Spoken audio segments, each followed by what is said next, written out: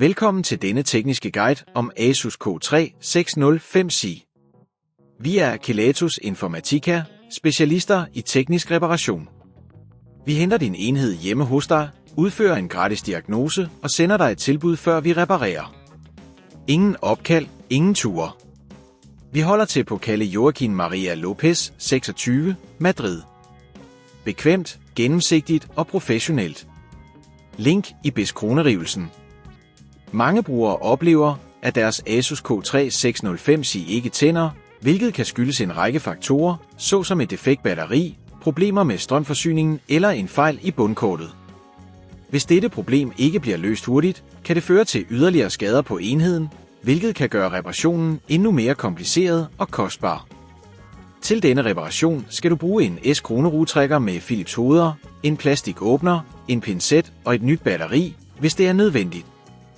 For at åbne din Asus K3605Z sikkert, skal du starte med at fjerne S-kronerugerne på bagsiden af enheden. Vær opmærksom på, at nogle S-kroneruger kan være skjulte under gummifødderne, så sørg for at fjerne dem forsigtigt. Når S-kronerugerne er fjernet, kan du bruge plastikåbneren til forsigtigt at løfte bagsiden af enheden af. Når du har åbnet enheden, skal du lokalisere batteriet og strømstikket. Hvis du ser tegn på skade, som buler eller lækage, skal du udskifte batteriet. For at fjerne batteriet skal du først afmontere strømkablet med pincetten og derefter forsigtigt trække batteriet ud fra sin plads. Når du har fjernet det gamle batteri, skal du indsætte det nye batteri og sørge for at tilslutte strømkablet igen. Husk at være forsigtig med de omkroneringliggende komponenter, så du ikke beskadiger dem under installationen.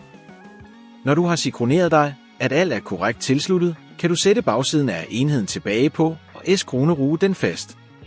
Hvis det på dette tidspunkt føles for kompliceret, så husk at vi hos Kelatos henter din enhed hjemme og sender den repareret tilbage til dig. For at forhindre, at problemet opstår igen, er det vigtigt at holde din enhed opdateret og sørge for, at den ikke udsættes for ekstreme temperaturer eller fugt. Regelmæssig vedligeholdelse kan også hjælpe med at forlænge levetiden på din Asus K3605Z. Hvis du ikke vil risikere at beskadige din enhed, så henter vi hos Kelatos den op, reparerer den og leverer den hjem til dig overalt i Danmark.